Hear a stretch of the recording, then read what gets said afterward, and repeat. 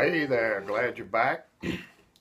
We are starting now lesson 2 of the Mandolin Masterclass study group. We are studying through the ebook Mandolin Masterclass written by Bradley Laird.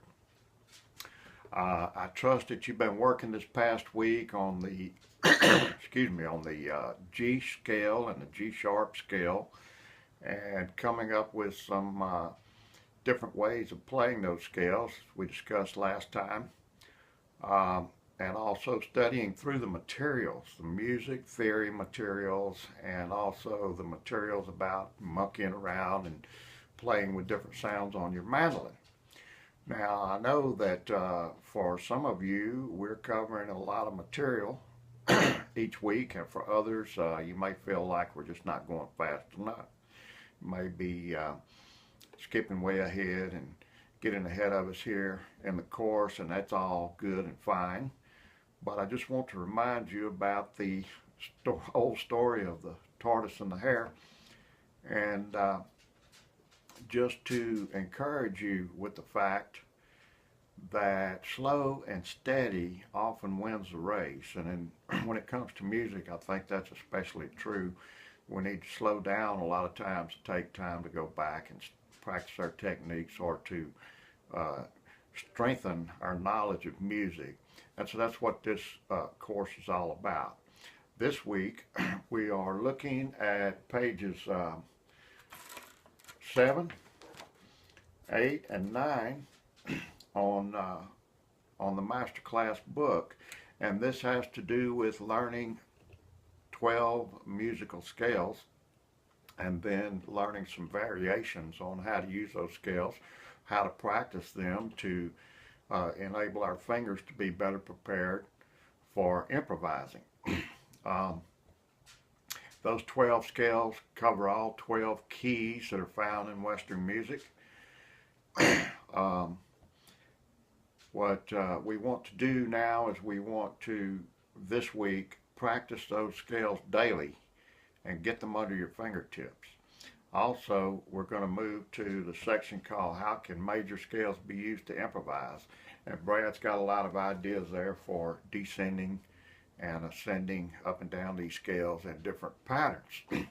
As I mentioned in the earlier video and in the previous lesson, there are lots of ways, or more ways than I can imagine, to spice up your scale playing and your scale practicing.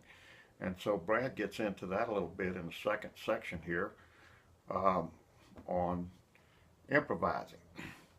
And as you look at these scales, look for instance at the D major scale. And that scale, if you continue it on up into another octave, you would be up here on the first string.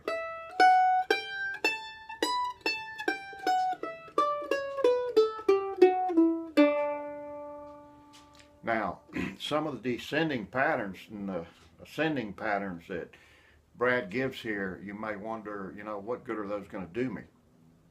Well, I think you'll find in playing bluegrass and also many other forms of music, especially the traditional forms, Irish music, Scottish music, you're going to find a lot of these ascending patterns or descending patterns just work in a scale, which has become part of the melody of a tune. And I'm going to give you an example right now, which would be the B part in Arkansas Traveler. Goes something like this.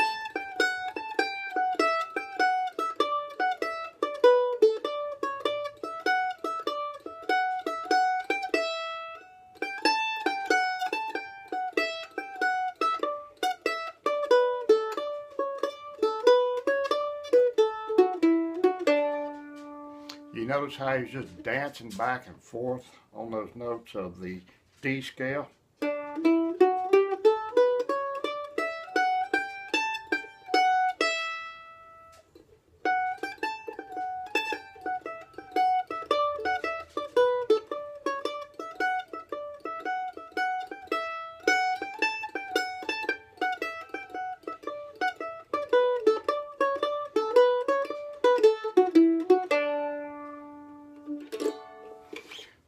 So you'll find over and over, practically every fiddle tune that I learned, practically every bluegrass standard that I learned has some type of a descending or ascending scale pattern that is dancing back and forth between 2 or 3 notes on its way up or down.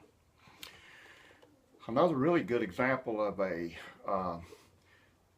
melody that follows a scale very, very strongly would be Whiskey Before Breakfast, where again you're in the D scale and you're just moving up the scale, and then you start descending back down doing a little dance work, a little footwork. So you're like,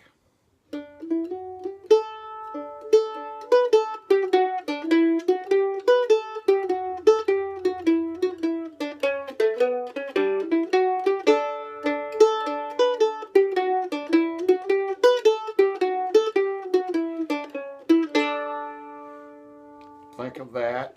Think of the descending scale patterns like Brad was talking about there, pages 8 and 9, and this.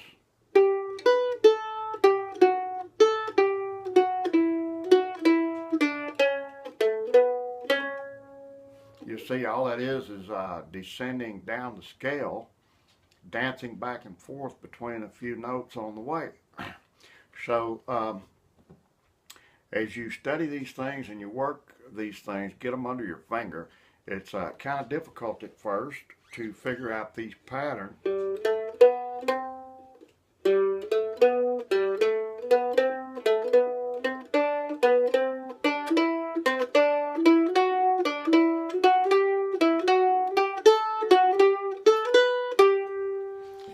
But I think you'll find the more tunes that you learn, the more of this type of thing you're going to find in there.